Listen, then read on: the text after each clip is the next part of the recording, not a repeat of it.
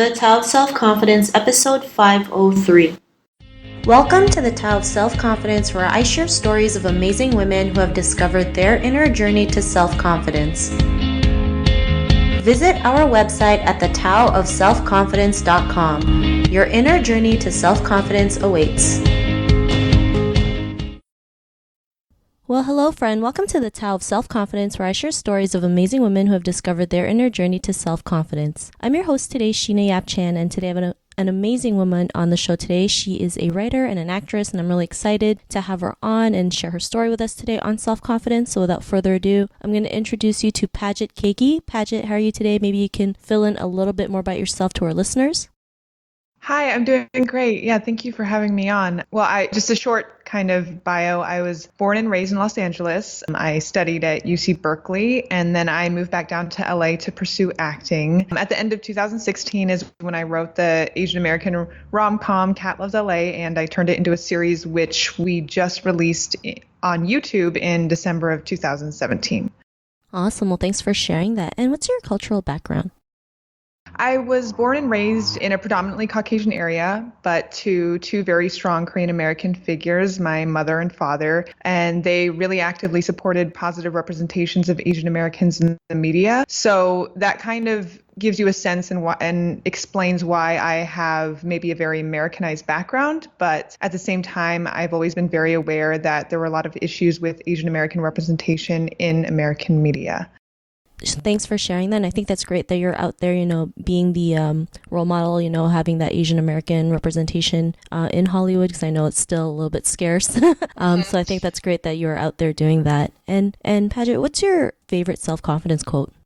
One of them is by Theodore Roosevelt, which is believe you can and you're halfway there, because I feel like in my personal experience, in more cases than not, we're really the biggest obstacle standing in our way of any goal. And once you have and can summon that deep conviction that something is possible, I feel like you literally open a whole new set of doors and opportunities for yourself. But the catch is you really have to believe it. And I'm still on that journey myself.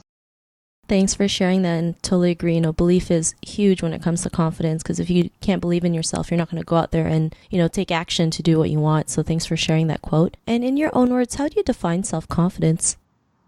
Self-confidence to me comes from that belief that you have something valuable to offer, whether that's to your friends, your family, or your community. And I think that comes with the appreciation of your own unique qualities, independent of other people's opinions. I actually recently watched this Brené Brown talk, and she said something that was really powerful, which is if you go looking for evidence that you're not enough, you're always going to find it. And our worth and our belonging are not negotiated with other people. And it's something that we really just carry inside of ourselves.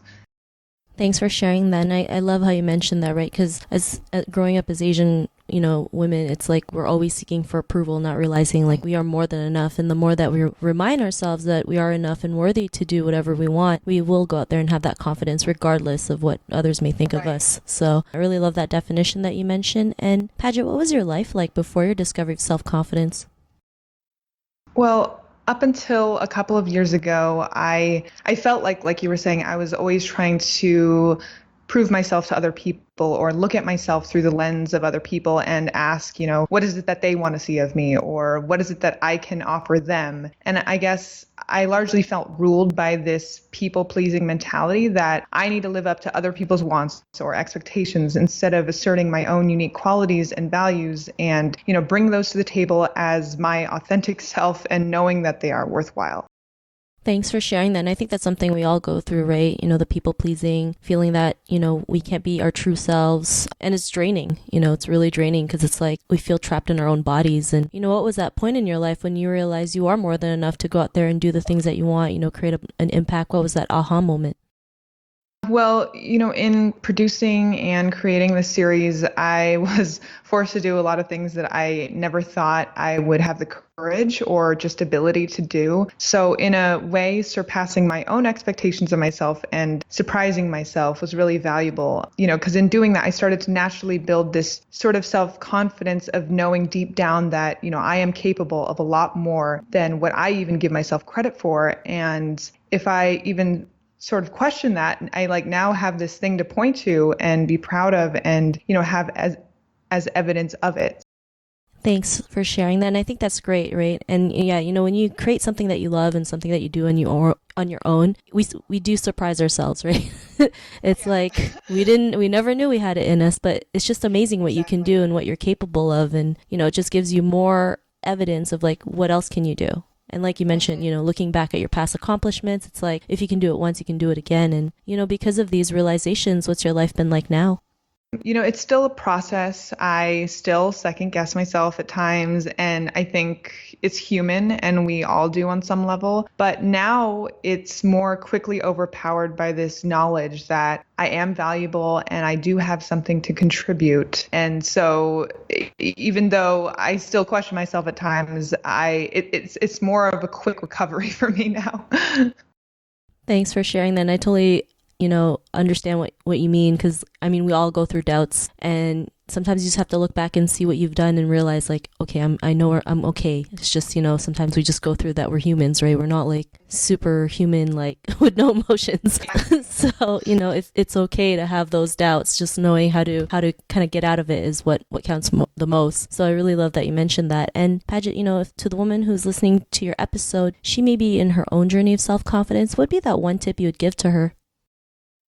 I think I would say that, no one is going to give you self-confidence. It's not something that you can earn from other people. It's really only something you can earn for yourself, within yourself. It's an internal journey that you have to take alone. And also challenge yourself in your daily life. Do something scary. Go out on a limb from time to time, surprise yourself. And I think you'll end up seeing that you're a lot more capable than you give yourself credit for. And I think that will just lead to a natural expansion in your own self-value.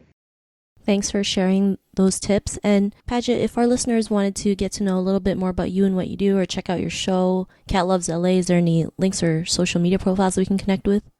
You can go to Facebook and just search Cat Loves LA, cat with a K, or YouTube and also just search Cat Loves LA, and it should be there and you should be able to find it and watch it. Awesome. Well, thanks for sharing that. And to our listeners, if you want to connect with Paget, you can also head on over to the taoofselfconfidence.com and search for Paget's name. Her show notes will pop up along with everything else that we talked about. And I just really want to thank Paget for taking the time to share her story and tips with us on self-confidence. So thank you so much. Thank you, Sheena. I really appreciate it. Not a problem. It was really great having you on the show. And to our listeners, be on the lookout for another new episode of another amazing woman's journey to self-confidence. And we'll talk to you soon. Bye for now. Thank you for tuning in to another amazing episode of the Tao of Self-Confidence. Get your free audiobook by visiting our website at thetaoofselfconfidence.com. Your inner journey to self-confidence awaits.